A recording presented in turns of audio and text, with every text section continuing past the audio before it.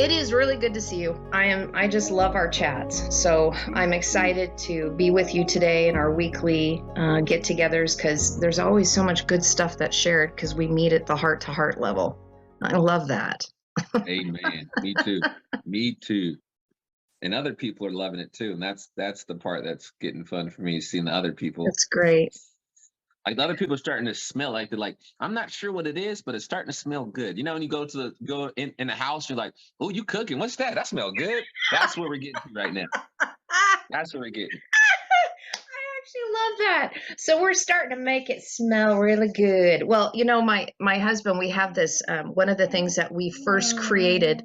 Oh, my dog is whining. She's like, take me to the park. We already went on a long walk this morning. She's so demanding. I hear you, girl. I hear you. She just wants to go play. She wants to dictate everything. You know what? Life is full of interruptions, and it's just how you deal with the interruptions that really show where your heart's at. Exactly. Exactly. So, like I was saying, I'm still trying to get over that crud that I had. It's still a little residual, but I'm definitely a lot better.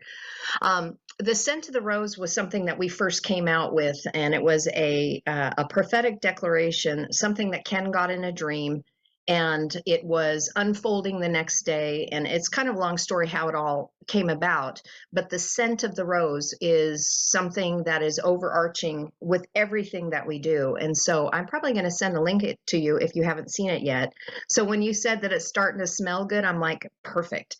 That is what it's supposed to be. It's supposed to be a beautiful fragrance and a scent that other people are drawn into, because it's the frequency and the scent of the praises that come from a heart position that has been opened and elevated, right?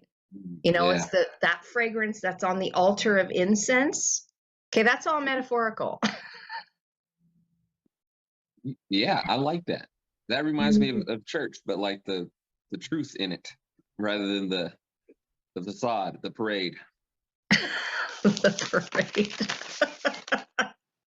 I like how you word things. It's great. It's just beautiful imagery. And I'm like, yeah, I can totally see that. Either parade or circus works for me.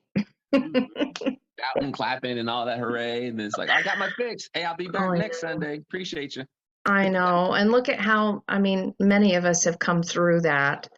You know, I'm grateful that I did, but I'm also very grateful that I'm not there anymore. And so, and and I think you've probably seen it as well, that when people start getting into the awakening process, especially within the spiritual path, they don't stay very long within the four walls of the church because it just doesn't satisfy anymore. And there's a reason. There's a reason. It's not meant to. We were never meant to be. We were never meant to be in a box. They were training wheels, and we turned them into a way of being. And well, and you know, here's the thing that's interesting. The word church in Aramaic is not a building at all. It's not. It's a word that means a witness and testimony in time that reveals the unseen as being absolute. It's an experience. And you are that experience, and you are the witness and the testimony. So you're witnessing it, but your life is a testimony for others to see. That which was once unseen now manifest as absolute. It's beautiful. I mean, so we created a church building, a church structure, and it was never meant to be. You are the church. The church, in the English definition, it just got hijacked and made it into something as a building where tithes are brought in. They made it into a business instead of it being the original intent of who you are, who I am, who we are. You are hitting so hard on what we spoke of until about 3:30 a.m. this morning.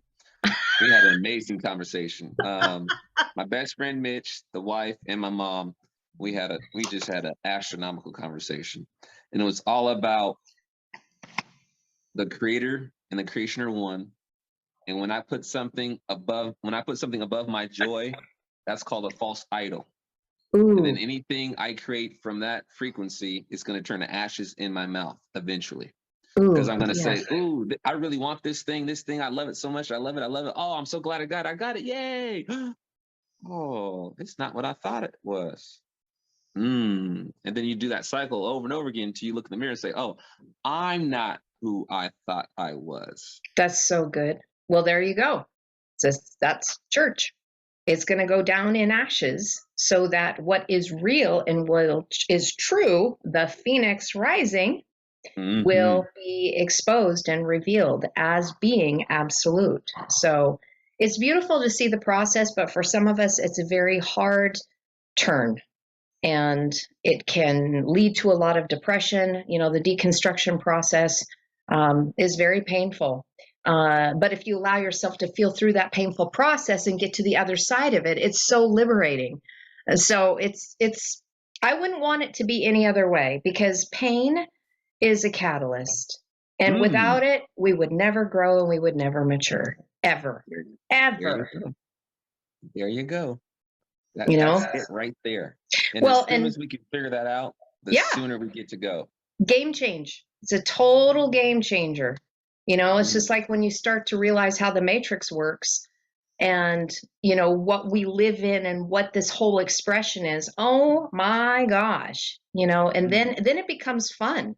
Then you open yourself up to it and allow yourself to immerse yourself in the experience for the totality of it instead of resisting it. Because you resist the matrix and you resist it and think it's a prison and you think that everything's against you, then you're not going to realize that actually everything is for you. Boom. Boom, boom, Everything's for you. It's just your only mindset that makes that creation be something that's against you, because it's your mirror. Anyway. There's a quote that came to me a while ago. I've only given you angels, and your angels only bestow you with blessings. So good. And that's so good. That's literally when I zone into that frequency, nothing else matters. It just falls away. And then I see everybody as my reflection. I say thank you. No matter the interaction, either I'm saying no thank you or thank you, and the no thank you is a thank you in there too. Exactly. It's all beautiful once you see it. And then once you see it, you can't unsee it. And then your life is forever changed. You know, that's what I hope that our message, you know, collectively of what we're bringing forth is helping people to see, because it is our awakening process that we're just sharing our experiences. It's not us telling anybody anything. I don't like to be told anything, but I like somebody to share their experience, and then I can do with what I want with it. As soon as you tell me to do something, no, thank you. No, thank you, but thank you. Exactly.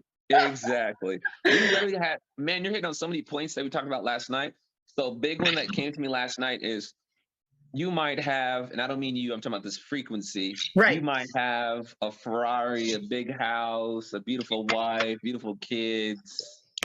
But one thing I found is I asked my mom, I said, Mom, when's the last time you saw me unhappy with my creation? She said, long time. I asked the missus, I said, when's the last time you saw me be a victim? She's like, probably when we lived in Gresham. That was about almost 10 years ago. Wow. And so when you boil it down to the truth and you bring those things together, I would have to ask that person that has that frequency, how do you accomplish those things? How is that possible that you could go through lack, go through all these transformations from the caterpillar to the butterfly and feel all that friction and still be enjoying that whole time? How is that possible? Now I would tell that person, I would say, look in the mirror, but don't look at the person. Look at the I am, look at the soul. And when you see that, you'll start to cry. And I don't mean like physical tears. I mean, you'll start to cry because you'll be like, wow, the veil that used to be there is no longer there. This thing that I used to put up to separate myself so I could have an experience, I don't need that anymore to have an experience. Now it can be the director and the actor without getting my feelings involved, because, oh my goodness, this is another one we talked about last night. A big one that people hear right now is F your feelings.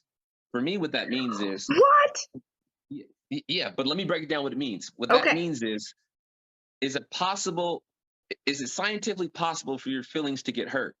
Like I could come grab your arm and scratch you, like my cat scratched me the other day, and that hurt my skin, and blood came out, and that hurt. But scientifically, feelings, I can't touch your feelings. Like how can I touch your, how's that possible? And so what really is to me is what you're saying is you hurt my ego. Yeah. My ego is damaged. Yeah. Well, and yeah, because then that ego through the experience in the senses has feelings and then has to experience it. And that's right, because there's nothing that could be done outside of the ego flesh suit. Because if you're all consciousness and pure consciousness, then there's no way for you to be hurt. So yeah, no, that's actually a really good way to look at it. Thank you. That's like, wow, I'm going to ponder on that for the rest of the day. See, we have got a good exchange going on here. I love it. I did want to let you know that I find it very interesting, that word joy, again, because every time we talk, I get words, and then I do want to dig into the verse that you wanted to look at specifically for today, because I think there's some really good stuff in it. But the word, you were talking about hope, or not hope, sorry, joy. Hope popped in my mind because there's a verse that one of my students and friends that I'm tutoring has been going over, because she wanted to understand this process of what joy looks like. And it was a verse that was talking about the suffering that Yeshua had, but it was the suffering, it also was his joy to suffer. And she was like, I don't understand how joy and suffering can be connected. Yeah. And so we looked it up. Oh my gosh. The word for suffer is the same word for hope and an expectation. It's the same exact word. So producing the suffering and hope, they are the same. They're just the flip side. So the suffering and the hope, and going hand in hand with it, is actually what produces joy. And it shows that joy is an inside out job. The joy is not anything that comes from external. It's the word Chedutha, and it's actually a greeting. Like you can say, instead of saying shalom to somebody or shalama, you can say Chedutha. And that's like, may all the joy penetrate your heart and be a sign of the completed work as being evident as absolute. So it's a word that's saying, hey, you did your work on the inside, and I'm going to say this over you. So in other words, I'm going to say this over you because I know eventually you're going to get there. We're planting seeds. We're planting seeds. It's right. We are planting seeds. And so I love just knowing those things, because we can see the dot connecting so that we're not in that victim mindset all the time and saying, I've got all this pain and suffering. Well, the other side of it is a hope and an expectancy that is active, that is going to and is producing joy. You just don't see it yet. Boom. Just like when you plant that seed and you, what's it? Bamboo. Bamboo takes a very long time to come out the ground, but it's coming. It's coming. You just got to wait for it. And never wait. Be in the now. So when people say wait, that means get in the moment. Because a lot of people have patience. Like, no, patience and happiness are temporary. You can have it for so long, but joy is everlasting, just like your life. Everlasting. Once you reach that frequency of joy, oh my goodness, this is what I want to talk to you about today. Because I was getting ready in the morning, and I was like, what is it that I really want to say? Once you get that frequency of joy, all the temporary things pass away. Time, all the things that time can manipulate, it's gone. You no longer have to wait, because you're like, I'm not waiting for anything. I'm always in that joy. I'm always that manifestation. I'm always the genie creating. I'm the magi. I never go back to say, well, geez, somebody took my power. Like, no, I am. That's so good. Yep. And, I was having a discussion with, and I don't know which one, because it overlaps. We're like kind of going and doing this with each other. So I'm like, I don't remember which one I was talking to, because we're all just one family. And so we're just coming together and sharing our heart and our minds and everything that's being revealed, because it's like It's a fire hose right now. We are not drinking out of a garden hose. We are drinking out of a fire hose, and pretty soon it's going to be a geyser. So The everybody just firmament's needs going to to get open. ready. Oh, yeah, The exactly. The firmament's going to firmament's going open. to open up. Exactly. But we were talking about how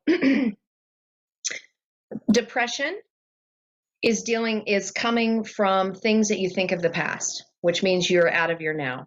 If you have anxiety, you're moving into the things of the future that haven't happened yet. And I think it was either Steve Conover or it could have been Daryl Shelton. Like I said, both of them. I mean, we're we're cross-pollinating here, but the past is a toxic relationship with the masculine, and the present with the anxiety is a toxic relationship with the feminine. Because they're both meant to be right here, right now. Balanced. Yep. And then that will get rid of your depression, and that will get rid of your anxiety. Boom. You don't have to change your friends anymore. You just got to change you. Because I hear that one all the time. Change your friends, change yours. Like, no. You're still changing outside. You're still doing this. Change right here. Hey, as soon as you change yourself, your friends are already going to sort themselves out. Because you're either going to bring new ones to you, or because you've been made anew, your old ones will leave. Boom. Or grow with you. Exactly. So, the external narratives we just need to drop. Anything on the external we need to drop.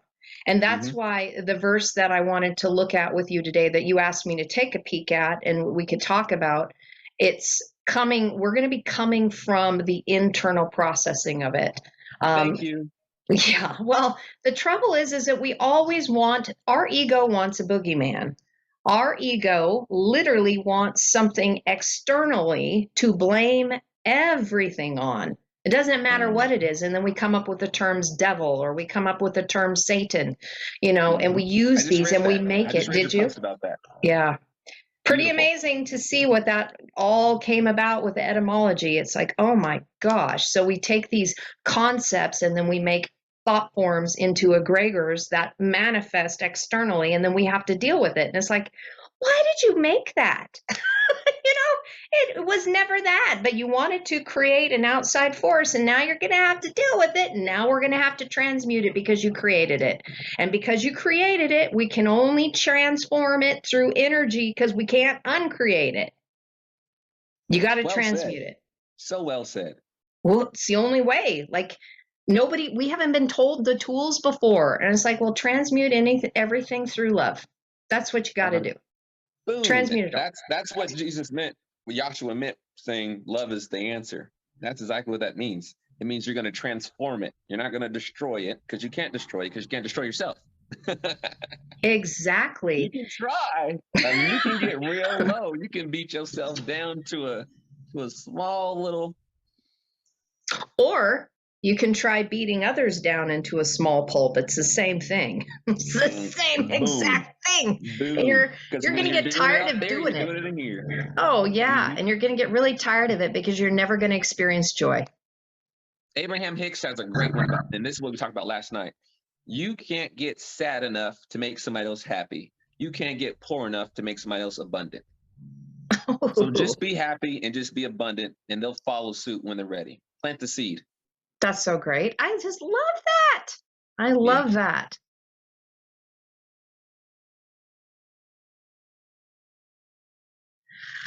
Well, are you okay in us diving into the verse that you wanted to discuss today? I'm more than okay. I'm excited. Okay, so what I'm going to do is I'm going to read the verse out loud here as to the one that you wanted us to look at. And then I'm going to kind of ask you where specific, because we could literally go over the whole verse, but boy, it's a long verse. And I don't want to get people. Well, we could. I can do the whole thing, and then you can break this whole thing up in segments if you want. I'm cool with that. Doesn't bother me. Yep.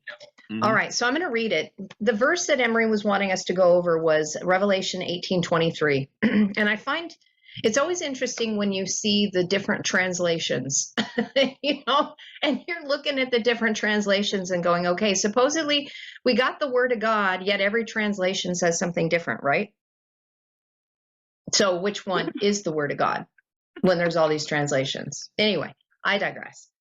So King James reads it like this: "And the light of the candle shall shine no more at all in thee, and the voice of the bridegroom and of the bride shall be heard no more at all in thee, for thy merchants were the great men of the earth, for by thy sorceries were all nations deceived."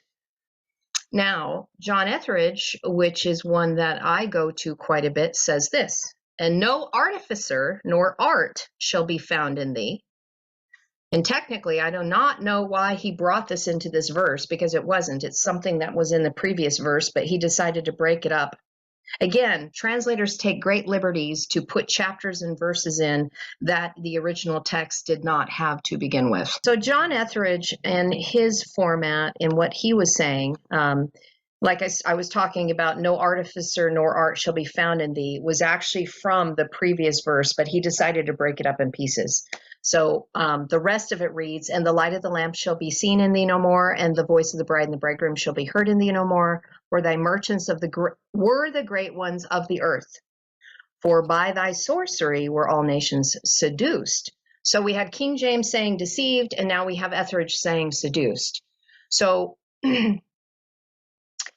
when we start looking at this, the most important thing, again, is to look at it not from the external narrative. The Bible in its entirety was not meant to be taken literally. And I know that's a shock for some, but it was not meant to be taken literally. If you take everything literally, then you're going to miss the entire point. Because there's like 4 levels to scripture. And we're trying to get to the deepest level, which is the sod level, which is the place of full illumination. Ooh, So if you stay in that literal translation, you will never be changed. You will never be illuminated. You will never get the oil your lamp needs so that you can be the light of the world as well. So we have to begin to divorce ourselves from that, and that can be painful. And what happens is they start that out in Sunday school by teaching us these stories about Adam and Eve, and she ate an apple and she gave it to Adam, and then Noah's Ark and all the animals came 2 by 2, and you're telling these stories to children, and then you wonder why they walk away from their faith when they get to have a brain. Ooh. Because then they start questioning it, although they're trying, I say they, us, and they, and now I'm entering into duality again. But when you are in duality and you're out of duality, you see what's going on and you see both sides, and it's like, oh, okay, so the game has been try to dumb down the youth so that they don't bother questioning, so that they only obey. Rothschild or one of their partners said, "I don't want a country of workers or of thinkers. I want a country of workers." And that's exactly what we've created. And that's where we're waking up from. Exactly. And I'm glad that you said that, because it's a we. We created this. And it's time for us to take ownership of that. So one of the things that we're doing and taking ownership of is exactly what you and I are going to do right now. We're going to go take a look at the original text and see what the writing said instead of what we made them to be as translators, and translated them into something that was going to hold us back and chain our hearts and restrict us. So let's take a look at the freedom that's being presented through this verse. Now, when you and I are talking, what are kind of like the key words, or do you literally want me to go through the whole thing? Because I can. I think it's that important for us to go through the whole thing, and then once we're out of time, we'll just pick up where we left off next time. Okay. And then if this ends up being long, like I have a meeting in an hour and 20 minutes. So if it takes that long, or if we need to break or you need to break, that's fine. But if we get it all done, then you can break it into segments, because I don't know. There are some people that will listen to it all the way through, but there are others that just will get too antsy and will not make it through, and I get it. Now, me, on the other hand, I geek out on this stuff, so I love it. I could do this all day. Breaking it down to like 20, 30-minute increments. It's perfect. Perfect. Yep. Although most people only watch 15 minutes of a video, or just be honest. Yep. I think that's going to change soon, when the most valuable thing in the world is going to be truth soon. It's not going to be money. It's not going to be cars, material thing. It's going to be truth. Well, and I think you're going to see that when we start breaking this down. So what I did is I always make worksheets. And so when I have somebody say, "Hey, let's talk about something," I spend about 2 hours digging everything out and making worksheets so that I can get all the information that's in there. I don't want to miss it. And I so I make appreciate you. well, Wow. it's helpful. It's helpful because how can you see the problem is that we get these words in English that they're a few letters long and then it's defined, right? But then you don't have all the other stuff that's part of it. And so to try to keep it all in the mind, and if I'm going to share it with somebody, but this is how I study, this is how I learn, this is how I remember.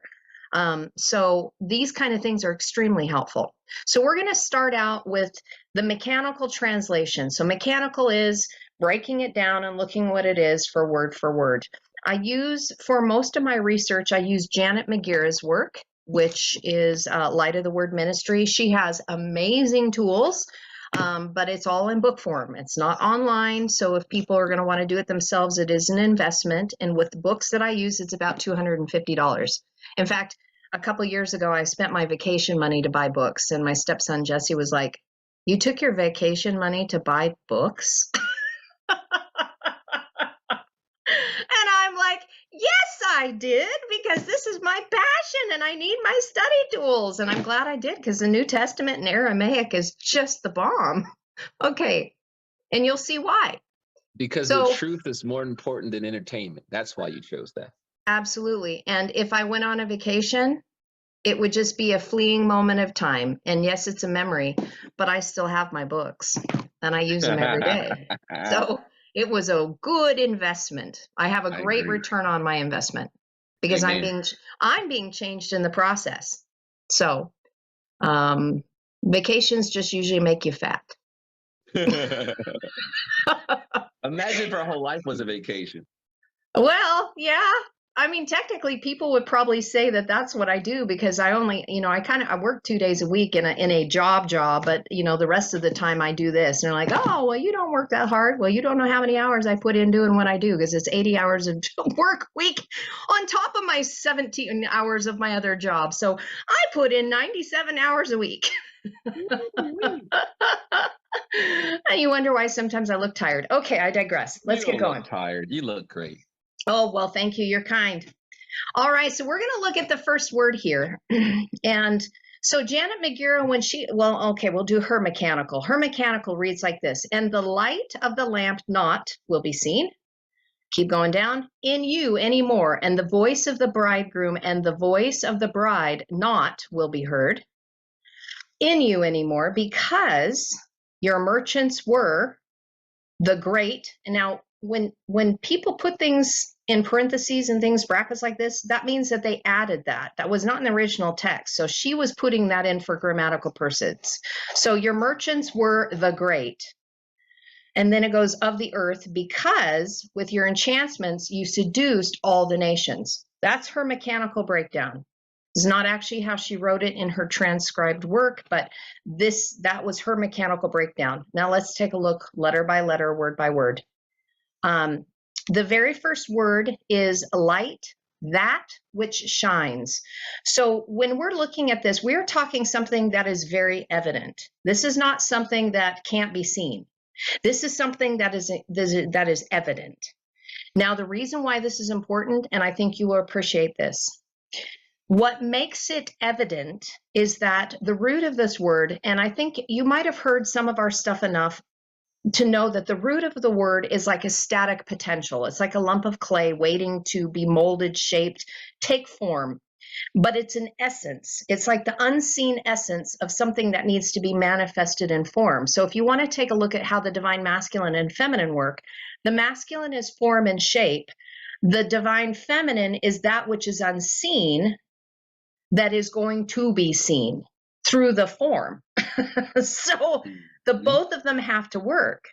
Yep. And because it is an expression of letters being added and deleted from the root, it is now in a very active form. So we've got shape, something that is in form, that is taking the unseen and making it unseen as being absolute.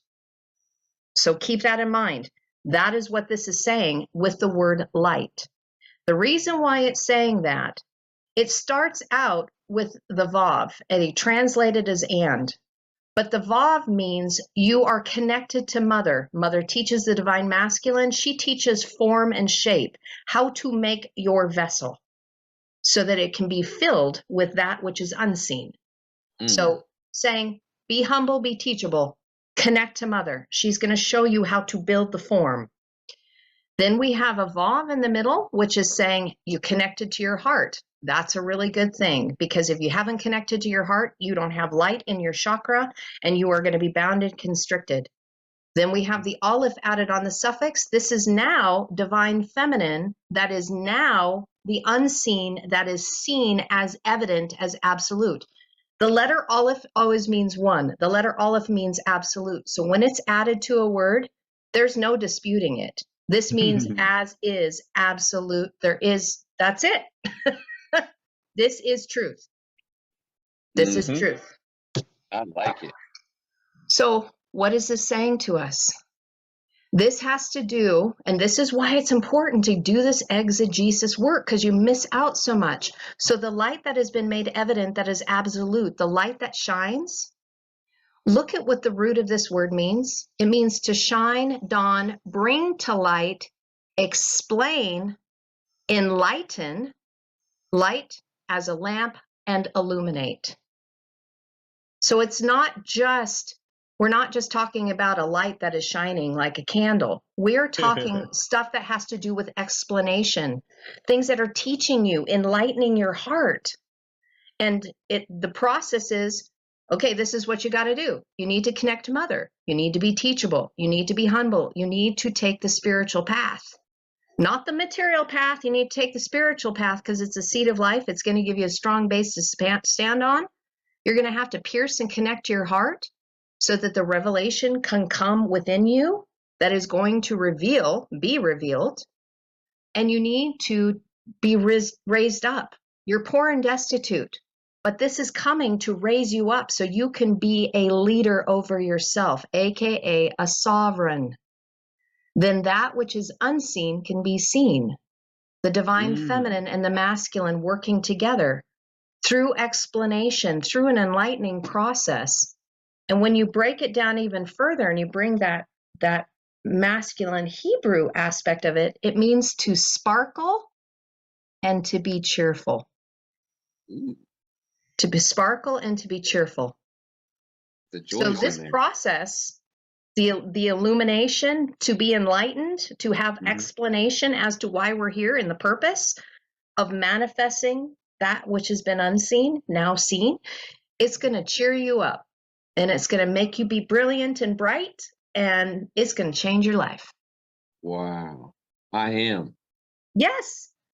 It also is like the sheen of a running river. So when you want rivers of living water that is coming out of you, it is not stagnant water. We've talked about that before. This is running, living water.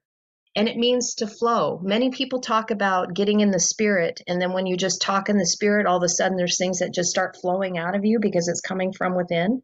That's connected to this as well. Yes. And figuratively, it means to assemble, shine, and beam. There's a lot in this very first word. Very first word. Wow. I know, right? Whoa. We're going to dig deeper because you're going to see how this thing is going to go, and it isn't anything like you think it is with the English translation.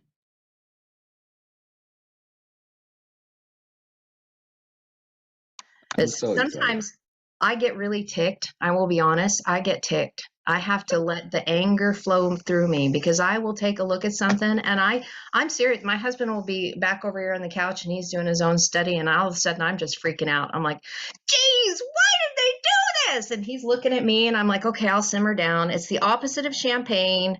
It's like throwing rocks and bricks and just allowing myself to feel. Dang it, why did they do that? Hilarious. Well, and then you guys sound like me and Brianna. Oh gosh, it's funny. Literally. Our house is hilarious. Yeah, we're reflections of each other, I guarantee it. Ditto. So now, moving on, we're going to look at the next word here. Now we're going to talk about lamp, light, and wick. But there is a lot more going on here, as there always is. The root, and this was weird for me to see, I will be honest with you. The root, to see how it was actually written from its root form, I'm like, whoa. In its root form, it is supposed to be Sheen Resh Gimel with another Resh Gimel added, and they took it out. They took the other Resh Gimel out. There's only one. And I'm like, okay, 2 Resh Gimels, and they took it only out to 1. What is going on here? Well, there's a reason why, of course, because the root means to be dim, but it also means light. It also means imagine, dream, tantalize, and dazzle. Ooh. There's, like I said, there's a lot more. So the translator, so the way the Peshitta did it is they forced it in these little shortened instead of bringing everything in. So, okay, how am I going to explain this? This will probably make more sense if I say it this way. Every single verse. Now, for people that are wanting to have concrete interpretations that are, this is it, you are not going to like doing this. And you're not going to like what I do. Because what I'm going to share with you is this. The writings are another mirror. You are going to see that which is already inside of you or is being revealed to you as your next step. So if you're looking for that concrete thing, it's not going to be, because it's the living language of light, love. It will only reveal to you that which you are matching at the vibrational frequency in which you see it through the lens of the mirror. And such is your reality. A beautiful microcosm, because that's exactly how reality works. That is. And so when we're looking at this, so the translators, this is why I have issues with the translations. The translations are taking somebody else's frequency from the time which they translated it and put their mind into it for you to see it and then it to make it your reality. So you're living somebody else's creation instead of your own. Wow, that is powerful for somebody to waken up to. This is not your story. This is his story. Yeah, that's right. It's his story. Exactly. So we must, if we want to have the truth of what is being said and we want the meat of the word instead of somebody's milk bottle that they're giving you, we have to dig. And yes, does it take work? Heck yeah, man. Yes, it does. Or, you can come and just hang out with me and I can just share with you what I'm seeing or ask you questions of like, well, what does this mean to you? Because this is just what I'm seeing right now. I'm laying all the pieces out and I'm creating this little tapestry and I'm going, Emery, here, this is what I see. Somebody else will see something completely different because that's where they're at. And depending on how much work you got to do, you can sway this in one way or another. If you're still stuck in duality, you're going to make it about us and them. If you've arisen above that, you're going to make it about we. Right here. Yep. Okay. Perfectly said, young lady. Perfectly said. Thank you. So now we're looking at something that is explaining and enlightening us, that is something that's coming from the imagination, a dream, something that is tantalizing, something that is dazzling. It's just not a light or a lamp or a wick. Now, it's only the Gimel, Resh Gimel, or Resh Gimel, because I said they left off part of it, is because you have to first go through the first portion before the second can be given to you. The second portion is for those who already become the first portion. Oh, like when you tell your kids to eat their food before they get seconds. Exactly. Eat what's on your plate now. That's right. Oh my goodness, that's so 3D frequency. It's like I didn't finish this plate, but I'm already focused on what you're eating, trying to eat your food. Thank you. It's not going to work. It's not going to work. Now, so the reason why this is, let's take a look at the letters, and then I'm going to go a little bit deeper here to show you the hidden words within the words. So the reason why this is happening is the dalet has been added to the prefix. So anything on a prefix of the word is talking about mother, divine, masculine, okay? And Mother teaches us this. So think of it this way. So when we're in the rearing process from the zero, the way the Hebrew culture worked was that mother would teach the child until the age of 12, and then they would get to the age of accountability. And then after that, they would be turned over to their father for instruction, which then would get them ready for adulthood, aka marriage. Father would teach the divine feminine. Father would teach the unseen realm. Mother teaches the seen realm to create form. Father teaches unseen realm to fill form, so that that which is unseen can fill that which was formed and then be manifest as a full container that can be seen as one. So it's the building process, man. It's just beautiful. So what this is saying, you have to enter the door of mother first. That is the first thing you got to do. You got to get this linear, build the form, build your temple from the outside, get your foundation, get your walls, get your roof, get that complete in your external orientation. That includes the golden rule. Do unto others as you would have done unto you. Because that one's coming up a lot. It will, yeah, all the time. Because here's the deal. Until you realize we are all one, you don't realize, right? You don't have an understanding of the exact same thing that I'm doing to you, I'm actually doing to me.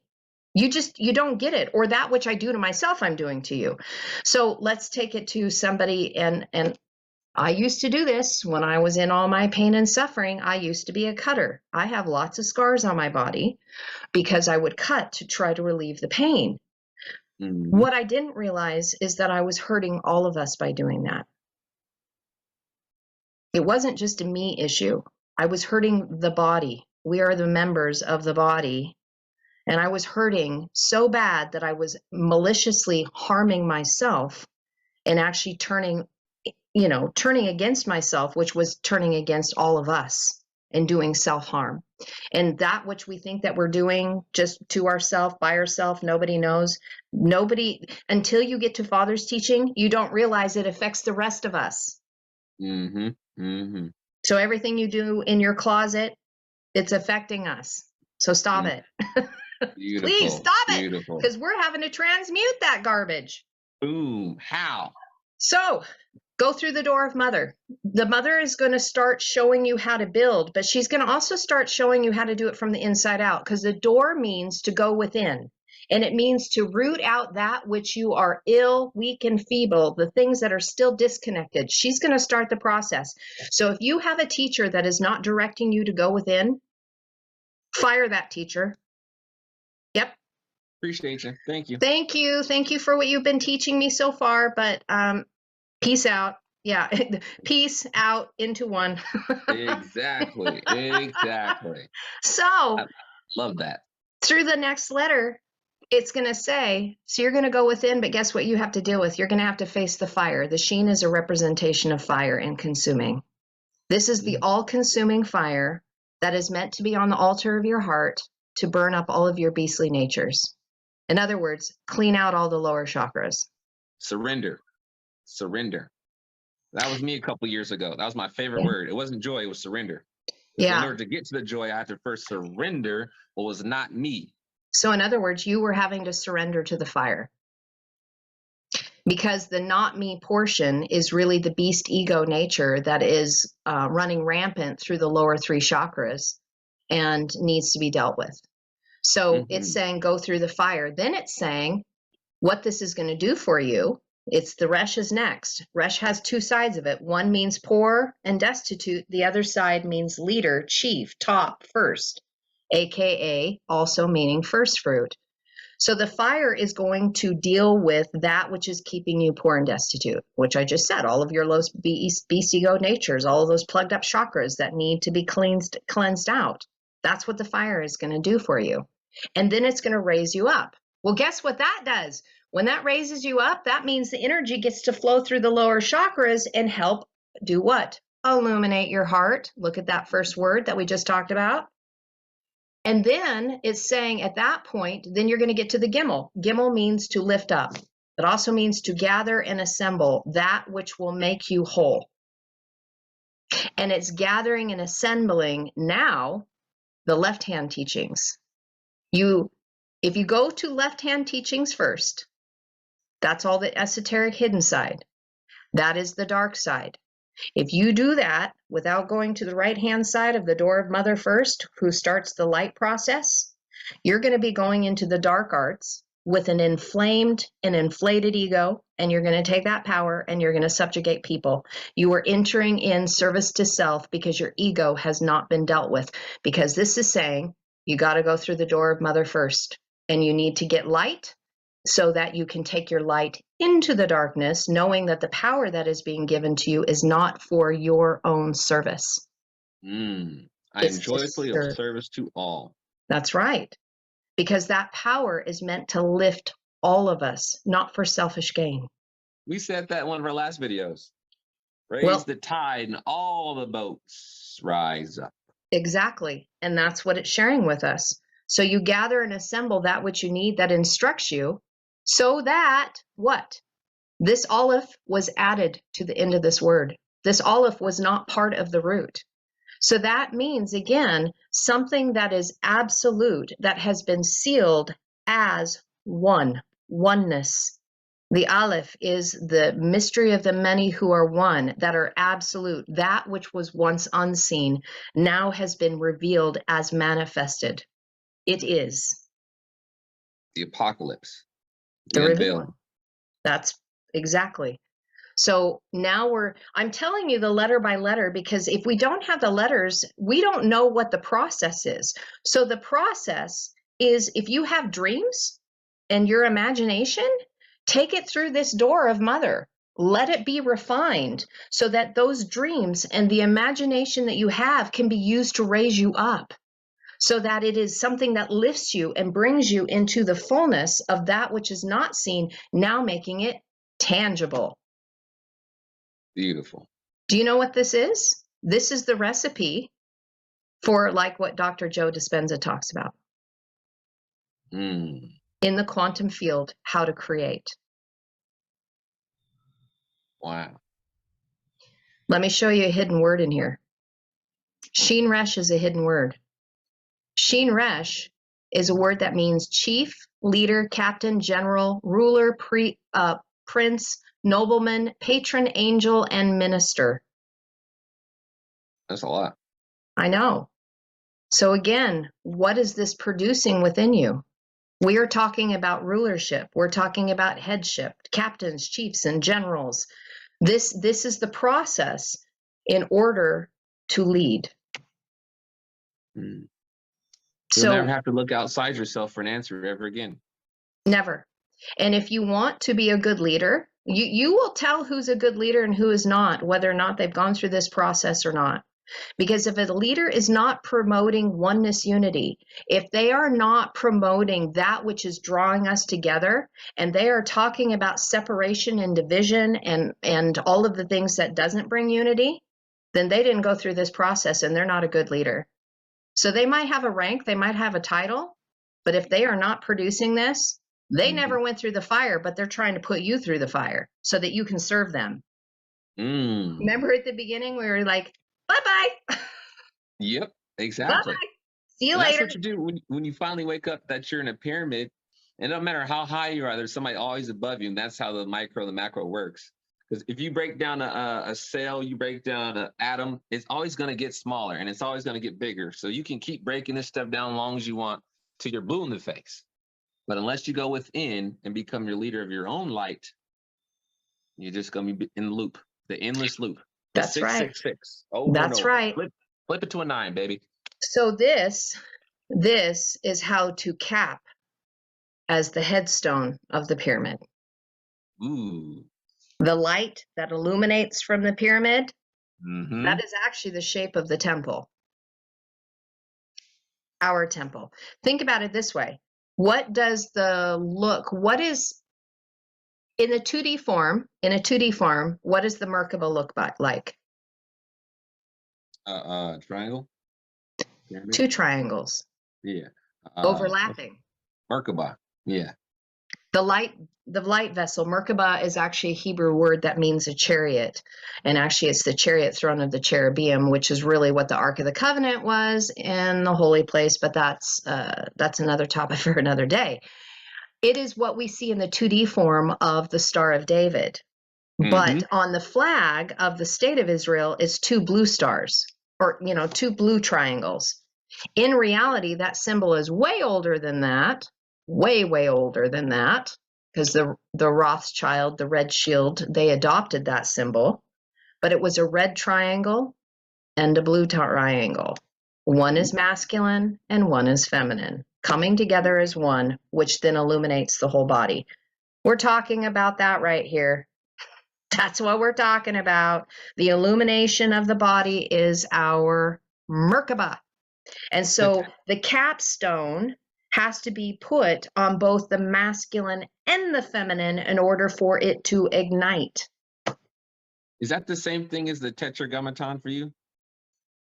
I have seen a teaching by Nassim Haramim that he did a long time ago that he did put that in as like the tetragrammaton was connected to that in the way he broke it down, and it had something to do with Kabbalah. I haven't studied Kabbalah, but it was like Yod and then Yod Hey and then Yod Hey Vav and then Yod Hey Vav Hey, and it created. I mean, it was an amazing teaching. My jaw was like to the floor because I had barely started the language.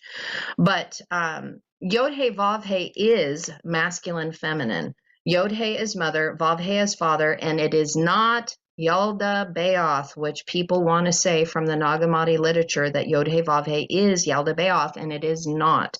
It is the mother, father, masculine, feminine principle as one that is helping us to mature us and to grow us up. It's the seraphim messengers that are over as a parental guidance that was manifested as Yeshua.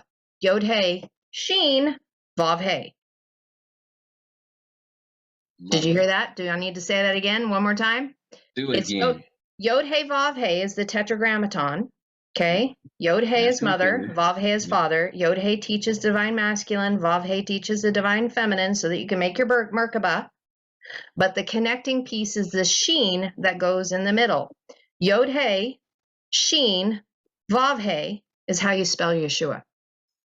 Oh. Sheen means fire.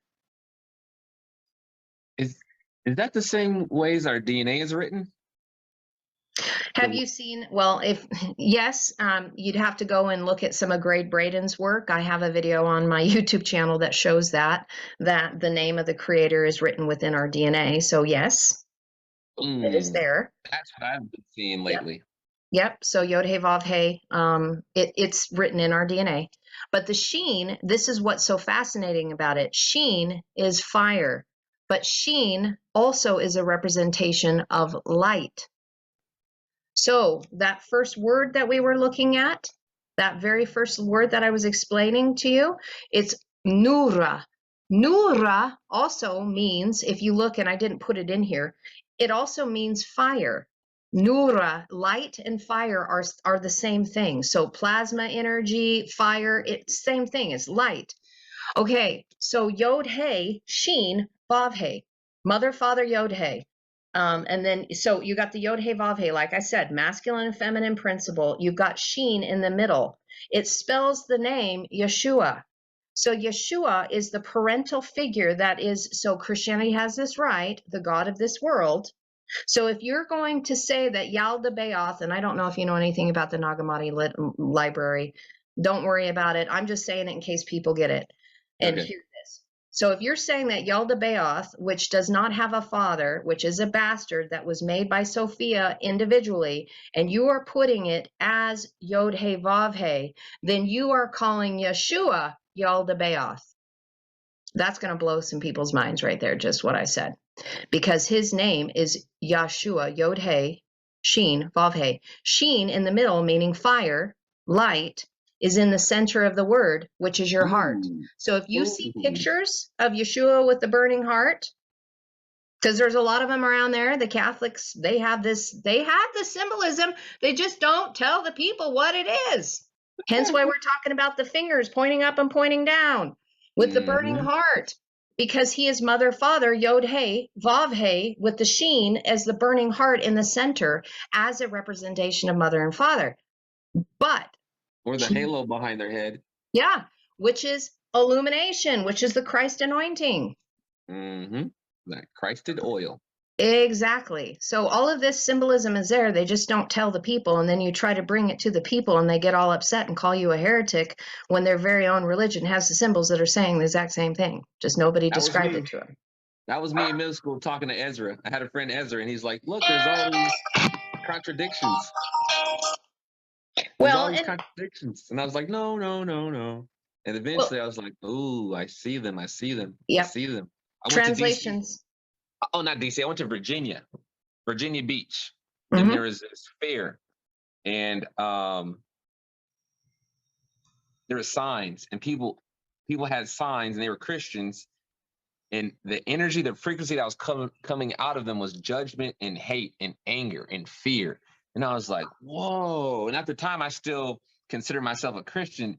And that really separated me. I was like, I don't want to be a part of that. If you think that's possible, then there's something, I'm missing something. And that's when I really started to go into my journey. It's like, let me go on my own journey and find out, rather than being part of somebody else's journey, being part of his story. Oh, that's and right. There's another thing that you hit. When you light with that fire, when you light that fire and you activate it with the Christed light, that's when the illumination happens. You need both those things to come together. It's the chemical reaction. And that is what the first word of this verse is talking about. That's what Nura is. That is why this word is so profound. So when you take a look at it as light in English, it has totally been neutered. It has been totally been scrubbed clean, wiped away of all the power of saying about this unseen light that is clearly being made visible. It is no longer hidden. Hence why this is connected to and is in the book of Revelation. Okay. So moving on to finish this last hidden word. So we're talking about rulership. We're talking about leadership. And we just said that if they're not leading you into oneness unity, if it's still separation, us and them, walk away. Walk away from that kind of leadership, because that kind of leadership is going to keep you in duality and is never going to bring you to joy. Ever. Ever. It's always going to be warring. And let me add on to that, because this is perfect what you said. And that leader that's inside of you that's telling you those things, that you can't do something, that this isn't possible. Because the first thought that comes to you is your creator being says, hey, Carrie, you should go start a YouTube channel. And then that second thought's going to say, oh, you don't have time. You can't afford it. You're not going to get followers. This isn't going to work. Say, no, thank you. As soon as that thought comes, you say, no, thank you. And you become master of that thought. And you say, no, thank you.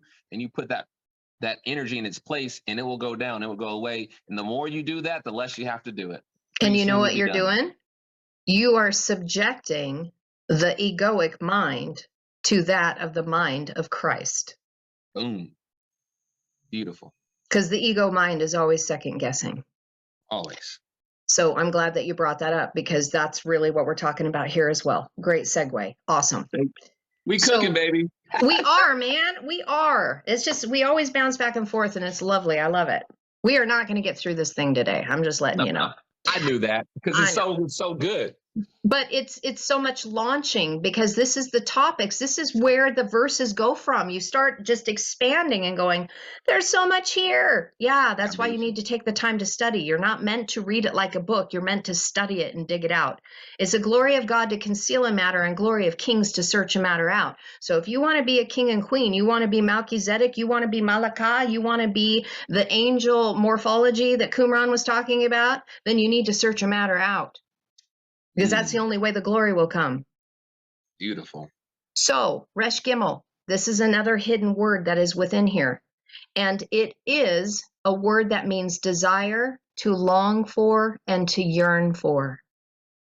So, let's take this into our imaginations, our dreams. It's something that we're desiring, something that we're longing for and yearning for,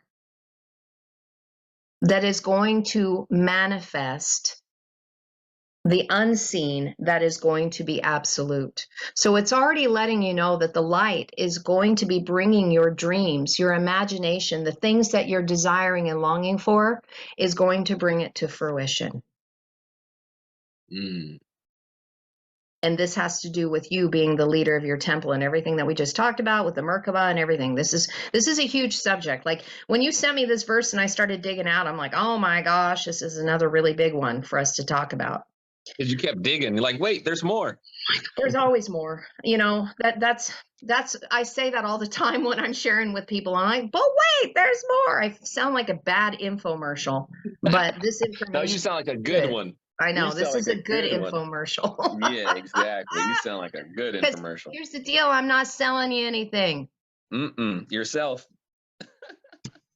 I'm just bringing what I got and sharing it on our banqueting table, man. I'm just sharing the food. I All love right. it.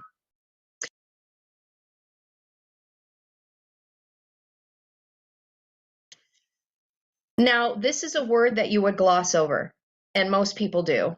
And when I first started looking at this and I saw this word as no and not, again, don't tell me what to do. Don't tell me what to do. And that doesn't mean that I'm rebellious.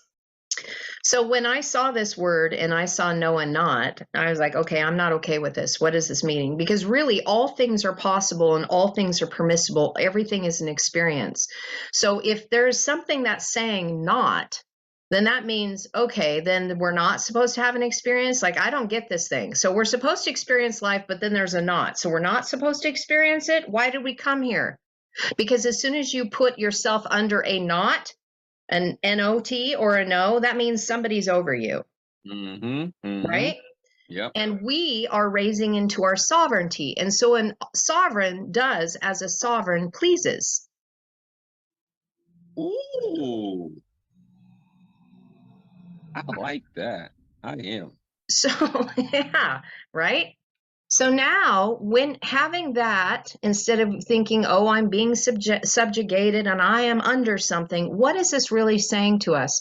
Well, the resolve always comes in the letters. So if you're just skipping over the letters, then you're taking out most of the meat and the guts of the word, and you're just going to look at it and you're going to, okay, it means no, not. I'm just going to subjugate myself because that's all I've ever known, which the Christ oil is never going to flow, and you're never going to be illuminated, and you will never be as Christ. It's not possible. So when we look at the letters, we have a Lamed Aleph. Simply speaking, Lamed means staff of authority or the rod of the teacher. And Aleph simply means one. So when we dig a little bit deeper, we're going to see, and this is why this is the part that I'm wanting to impart to you today so that you can see this. Every single, and I think we've talked about this before, every single symbol is made up of other symbols. It's like these letters decided to come together to create a frequency that then could be expressed in one single unit. But those letters, all of their frequency is still in there. So the letter Lamed is spelled Lamed Mem Dalet. Unlike English, the letter L is not spelled by anything. It's just a symbol. It doesn't mean anything until it's strung together in words, and then you have spell casting. This has a vibrational frequency to it. So I am going to show you the vibrational frequency of the Lamed Mem Dalet, because Lamed Mem Dalet is an actual word. It's an actual word that has an actual meaning that is then put into the single one. So in other words, if you've heard me say that all the scriptures are written in shorthand, this is what I'm talking about. It's written in shorthand because you don't see this, but a child would have been taught this. You just blew my mind. Well, you remember the 0 to 12 that I was telling you about? Mother's whole job is to begin the journey to teach you the Aleph through the Tav, the first letter to the last.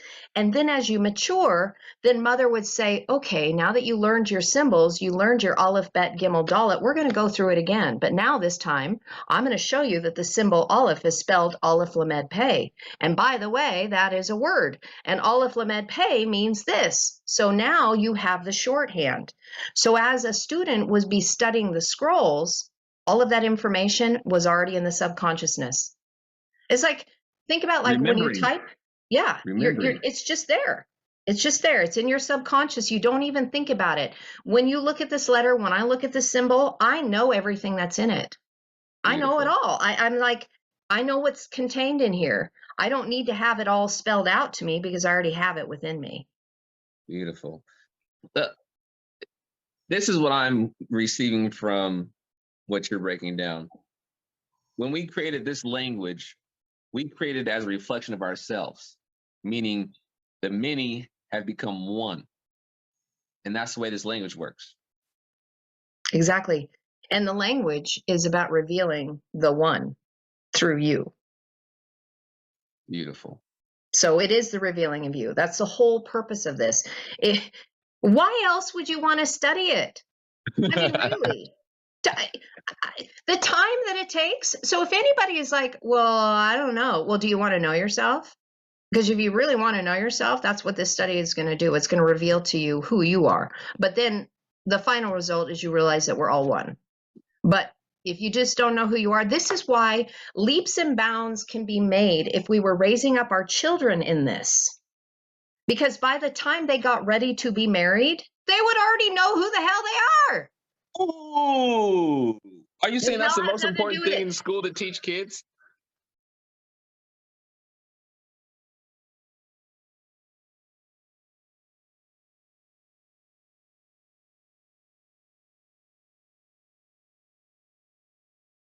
I think what we should do is we'll land the plane on this word right here, because we've already, these three words are just like chock full of light and illumination and dreams and visions and manifestation, and it's incredible. Leadership.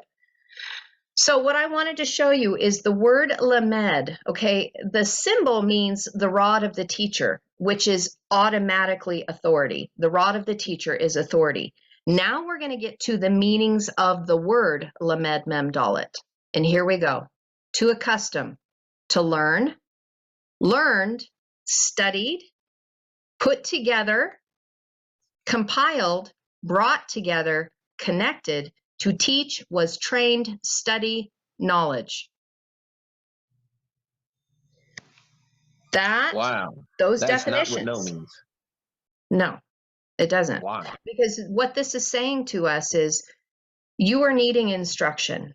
You need to learn this. You need to study it so that you can put things together and compile it, bringing it all together, all these pieces in order so you can connect to it, because this is teaching you. It's training you up through your study so that you have knowledge. That's what the letter lamed is. Yeah. And that is why when you see the letter lamed, especially when it's added onto a word, that is given to somebody who went through this process. And once you complete it, you turn that knowledge into wisdom. Exactly. Hence, alive now. Why knowledge is dead. Wisdom is alive. Exactly. And here is the difference. Hebrew mindset versus Greco-Roman mindset. Hebrew mindset is, I will not speak of anything unless I've done it. Ooh. I feel that so much. Oh my goodness, that's beautiful. This is why you have authority, because you did it. Greco-Roman mindset is, and I'll use the example I've used many times before. You probably haven't heard me say it because it's been a while since I've said it. Somebody gives you a book, How to Ride a Bike. Oh, shit. You read the book, and at the end, you say, I know how to ride a bike. But that doesn't mean you actually did it. But that's our school system. That's our education system now. It is, and it needs to change. Goodness. This is why you get college professors teaching on a subject because they learned it from frickin' books, but they never did it in the real world. And you wonder why these kids are coming out of college and can't do anything, because their head is full of knowledge, but it is not the wisdom from the experience. So therefore they don't know how to do it because they've never done it. They just read and studied books and passed tests so that the college professor could give them a passing grade. But that doesn't mean that they don't know jack shite in the real world. You dropped the mic. This is a great place to end it. You killed it. Man. Thank you. You lived it. So the college education So you're giving them a college education to fill their head with knowledge, but you're not setting them up in the way they should go. And you wonder why things are failing and falling apart in this world is because we're not teaching practical application and then taking them and showing them and having them do it so that they can go out and have the skills that's necessary. Actually, I think trade schools are marvelous because you actually have hands-on career. You leave the school, you know what to do because you've done it. Not a Beautiful. college education so you can stick a piece of paper on your head behind your wall to say, oh, look at me, I'm a professor, or I have this degree, but yet you don't even know what the heck you're doing. Guess what we're going to do? We're going to create the first trade school, maybe the first one in a while, that teaches you who you are and why you come. Those two simple things. That is brilliant because that's creating purpose. If you have purpose, then you're not going to be wandering aimlessly, and you are going to absolutely love how that ties into the last part of the verse, but we're not going to do that today. So let me finish up with the ALEPH, okay? Okay.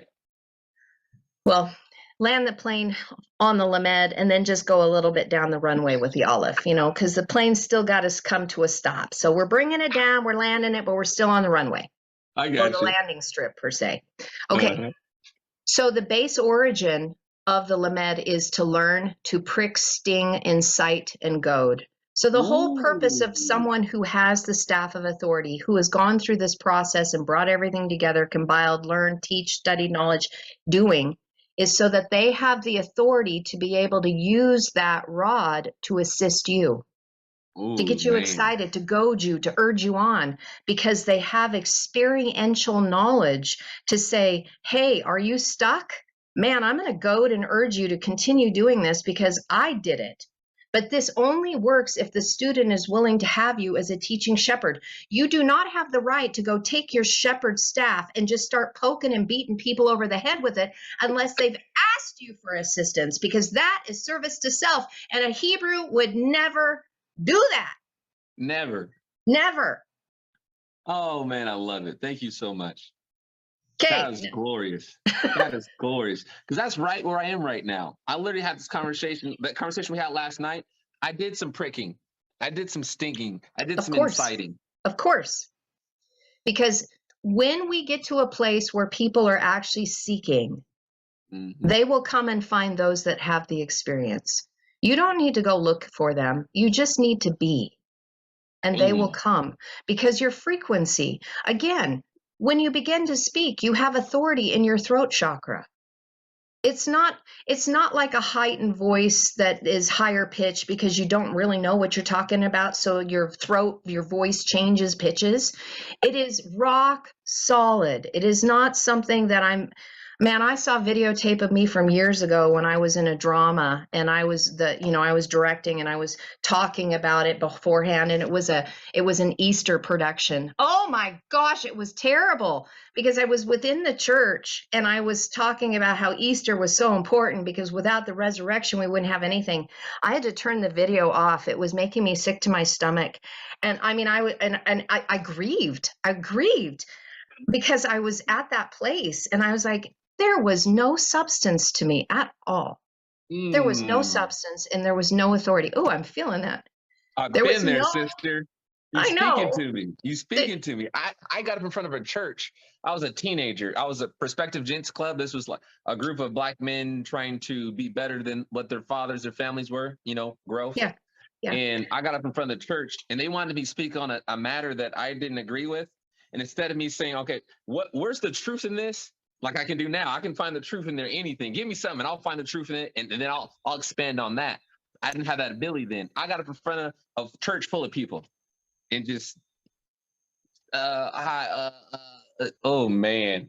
If I had video, I'd probably do the exact same thing you were talking about. And I was like, ooh, baby. Well, crash and burn. Yeah. And that is why really you can sort out those who have the authority and those who do not. I had no authority. Zero. I didn't either. But you know what? Part of being in church is, and I don't mean this disrespectfully, I really honestly don't, but it's like kiddie land. It's like kiddie land, right? because this is where we start learning, you know, and we make messes, and it's contained in four walls. It's like a sandbox with really high walls. You get to go and build stuff and make messes and everything, but it's contained. And so that is where most of us start, until we start seeing that we don't need that anymore, because we're moving past and we're maturing, and we don't need to have that as a safety net or a safety zone. You know, kind of like when you're on a trampoline and you got those big walls on. At some point, you really don't need the big walls, because you're so controlled that you're not going to be flying off the side because you know what you're doing, right? I You are don't need the speaking four to the walls. choir. You are speaking to the choir so much right now. Well, I went to acting school, and one of my favorite teachers, Chrissy Miles, she really hit this home one day, and she said, "This is school. Fall down, try. This is where you do all those things. If you're not falling down, you're not expanding, you're not trying hard enough. This is a safe place." Exactly. Because this is where you're meant to learn and grow. But if you're not learning and growing, you're not trying, and you're not falling down, then why the heck you're there? Now you're just building up religious ego, and you're not any good to anyone, including yourself, mainly yourself, let alone service to others. So in the runway, the plane's still rolling here. We'll get it back and we'll park it in its stall here. A little Cessna twin engine. So there you go. Look at you. The ALEPH is the base origin of the word ALEPH. So going back to its root structure means this, and this is so beautiful: to be linked together and to be connected. This is why the ALEPH, as the oneness principle, the mystery of the many are one, it is the process of linking together, of connecting. And this is why the Lamed ALEPH is so important to go next to each other, because when we were looking at it before, the Lamed means to bring together and to connect. But so does the ALEPH. So the instruction comes from a shepherd who has this staff of authority to come to teach the sheep the way they should go. And a shepherd, by the way, a good shepherd leads from behind. He never stands in front.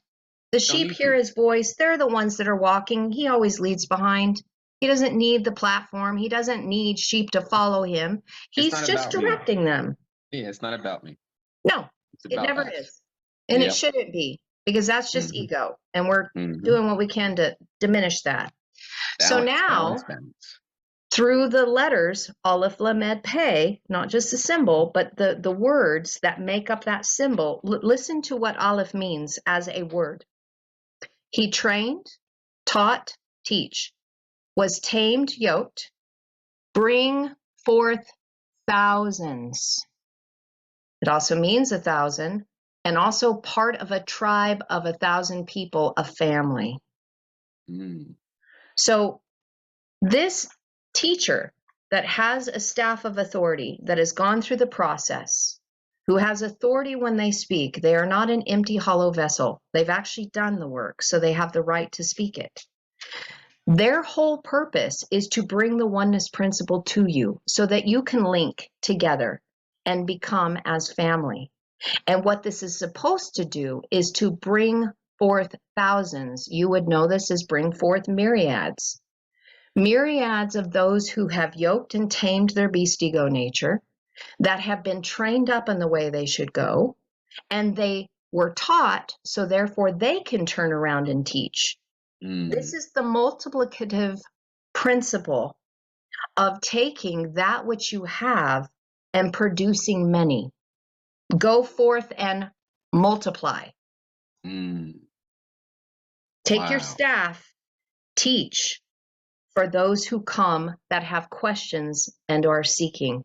Now I'm going to give you another piece here that is awesome.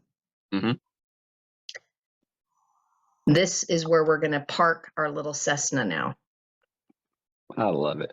The gematria of this word is the same gematria for the word for God. The letters are now in the opposite order. Instead of Lamed Aleph, it's Aleph Lamed. Inverted. Okay. That means one. Now, the Aleph in its paleo meanings is, so in the pictograph form, the ancient form, because that's there too, means strength, strong, leader. Strength, strong, leader. So God, so again, we get these words that are told to us in English what God is, and all of a sudden we're thinking of somebody that's in the sky that's got a white beard sitting on a cloud, and we're going to all go up and, do all. Stop.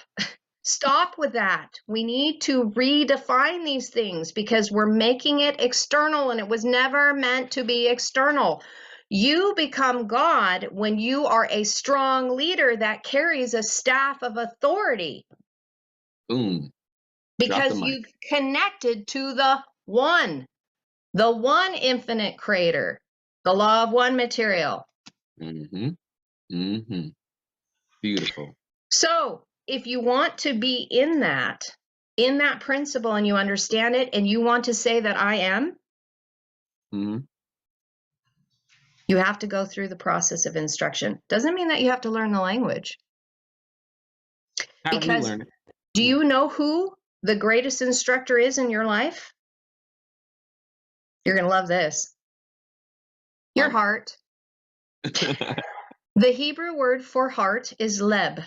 It's lamed bet. Bet means inside. Bet means house. Bet means family.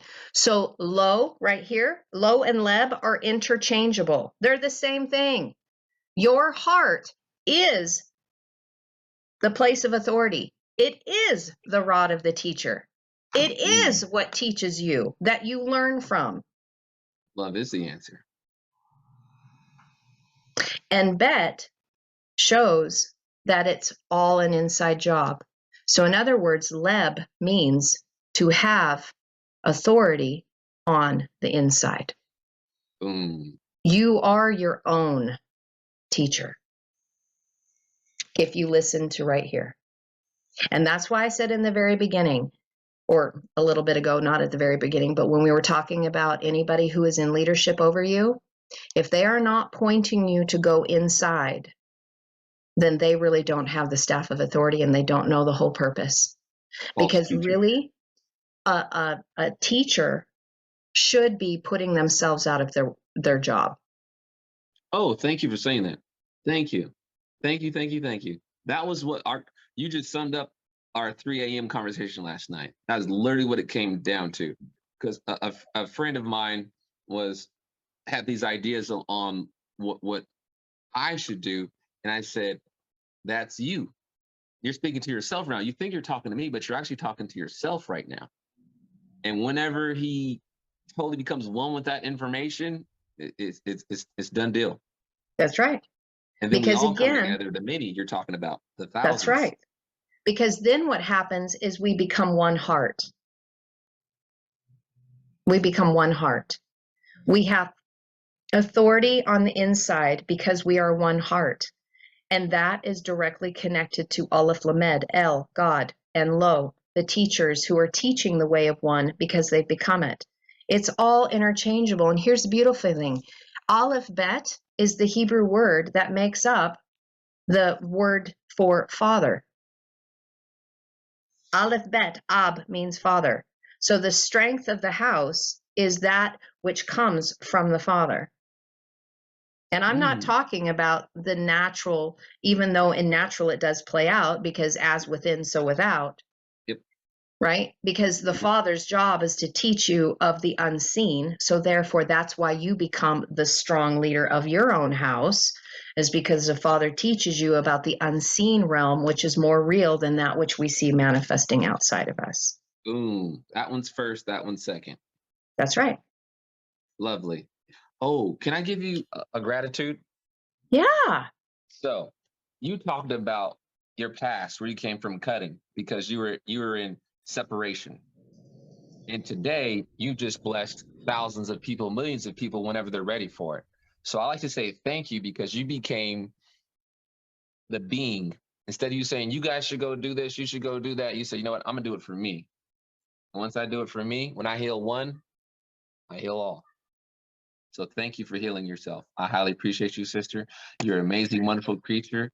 And You are experiencing your fruit now, and it tastes lovely because I'm eating it with you. And this is so glorious. You've done it. You have arrived. You made it. And celebrate on the mountaintop and say, I am, because you are. Thank you, sister. Thank you. Thank you. Todah Rabbah. That's how you say it in Hebrew. Todah Rabbah. And then the response is bevakasha. So bevakasha for that. And it's my honor. It's my honor. So it's amazing. It's been an incredible journey. So thank you for having me. Thank you for letting me share the treasures that I hold within so near and dear. And I can't wait to continue marching on through this verse with you, because I think you're going to love the resolve. It's pretty amazing. I know it. I know it.